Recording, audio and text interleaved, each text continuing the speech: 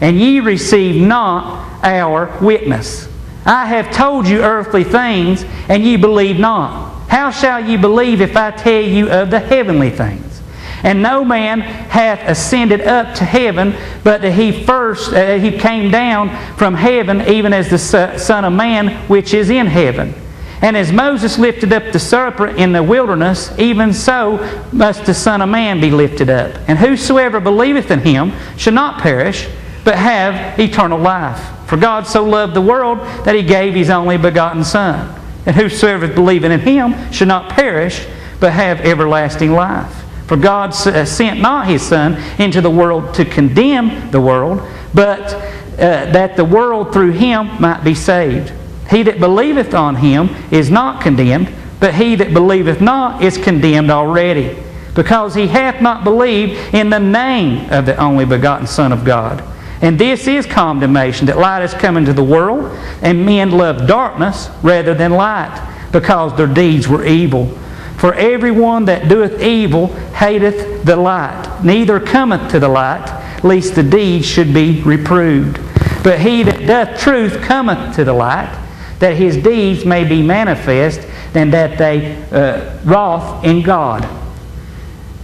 I think that he's absolutely telling us that we need to understand first, and like in verse 11, we speak what we do know. And that's why I say you need to listen to people. What they know, what absolutely they know, he's telling Habakkuk, what your vision is, that's what you're going to speak. That's all you're going to be able to speak. However limit powers or limit ability we got in God, no matter what it is, if you listen to people long enough, they're going to spill it out. They will spill out that, man, we ain't got a chance. We ain't got a chance here. We ain't no way it's going to happen. They'll eventually break down, even though they may come in here going, man, God will heal and He'll do this. I'll guarantee you, if they start seeing side effects of this person crashing, I guess God don't want He just wants them to go. I guess that's it. And we start paying attention to the machines and the person dying or whatever. Well, that's it. We just give up and let it go. That's how we are. We start paying attention to the things around us, surroundings around us, and taking hold of it, but we speak only what we know. And how many people are you hearing saying really spiritual things? Are they just speaking a few scriptures? Are they speaking the things that's being brought out to you, the knowledge and wisdom of how the weaponry and all these things that's going on, the trees and the sheep and all this, the storms of life and how babies and things, and people speaking these things? Whenever you have someone come against you, that they come up to you and say, that's just a tree in a storm. And that's spiritual. Or they come up to you going, I don't know what's wrong with that moron. That's carnal. And that's when you go, wait a minute, that person ain't got it.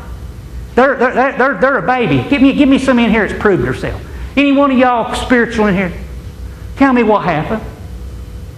And then you'll get the right words. But we'll grab hold of that because somebody hurts us and we begin to go down. That's how people get caught up in gossip. They get hurt and they start looking for the first ease, and they'll be sitting over there going, man, I just can't believe that Lisa done me that way. I'm going to pick on my wife tonight. And that's because they have. People have. I can't believe she done me that way tonight. And somebody's like, yeah, I know. Why? Now, are they listening to the Spirit? Or are they listening to carnal things? And man, that's what he's saying. We speak what we know. And what did they speak? They seen something that they didn't agree with, even though it may not have, the person meant the best. I've meant best to people. Be loving them, giving them everything I got. I know what Jesus means. When He says, I give my life, I haven't given my real life, but I've given my time into people deeply. And then they'll turn around and spit on you. They'll turn around and shoot you down, turn around and put a knife in your back. They'll turn around and talk dirt about you and your family. And I know what He means by that. I've seen it done multiple times. So are they speaking what they know? That's all they know. They're just children. And we shouldn't be mad at little babies that poop in diapers. We shouldn't be mad at them. But why do we get so upset? Because we're looking with our fleshly eyes, we're seeing things carnally, and we're not walking in spirit. That's why. We're not watching the wind blow, in other words. We're feeling for it, and we're seeing for it instead of hearing for it. And then if you'll listen to what's going on around you, you'll hear what the Spirit says to the churches. You'll hear it where you go. And when you catch somebody speaking things they know, you'll know where they're at. You'll be able to grab a hold of it. And we testify things that we've seen. That's what your testimony is. Boy, how God has healed this and done these things that we've seen. It's what you testify of. That's the things you bring out to the world and in church. That's what Jesus said. Won't you listen to yourself?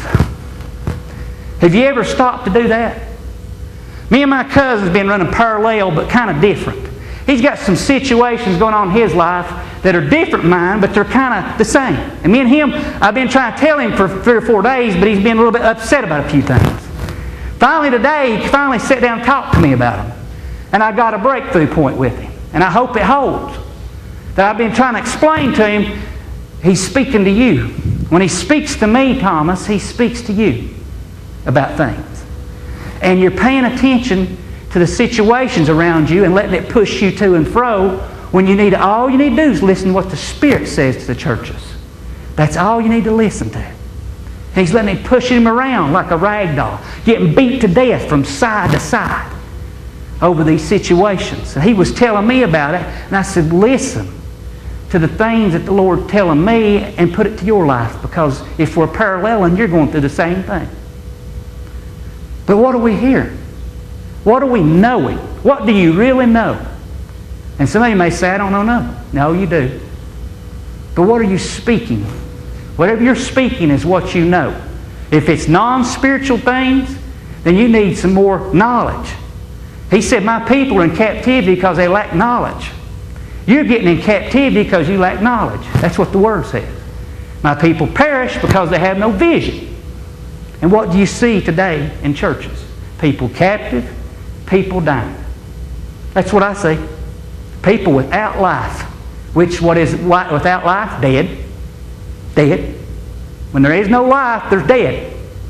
And people are dying everywhere. People are in captivity everywhere. And when Jesus said, who the Son has set free is free indeed. Let me ask you something tonight. Are you free tonight? Or are you getting back in bondage and captivity? Or you lack knowledge? That's what the Word says. If you ain't got no drive, you lack vision. You need your vision clear. You ain't got it wrote down clearly to where you can see spiritually. How do you get that? You've got to be able to hear what the Spirit says to the churches. It is not what you carnally see. It is not how you feel. And that's what he's talking about here. He's bringing it all together with Nicodemus, saying, man, you're a big ruler. You're supposed to be one of the top dogs that knows the law. And I brought you earthly things to you. You still won't believe me. How am I going to help you with heavenly things if you won't even believe me in earthly things? I can't. And that's what he's bringing to us. The Son of God has come not to condemn you, but to give you life. He's come to set you free. And church people today are not free. As we said Sunday in the second part of the service, Paul said he was upset that he came in sorrowed because he was trying to go through a door of opportunity looking for Titus in 2 different cities and couldn't find him. He thought he was supposed to have Titus with him, and it upset him. And he apologized to the Corinthian church saying, I'm sorry I come in sorrowful. I messed up. I made you sorry. I should be lifting you up. I should be coming in with joy. Whether there's 2 or 3, 50 or 100, God can do anything. And we are paying attention to numbers, and you'll recognize that. You're paying attention to things that's going on around you.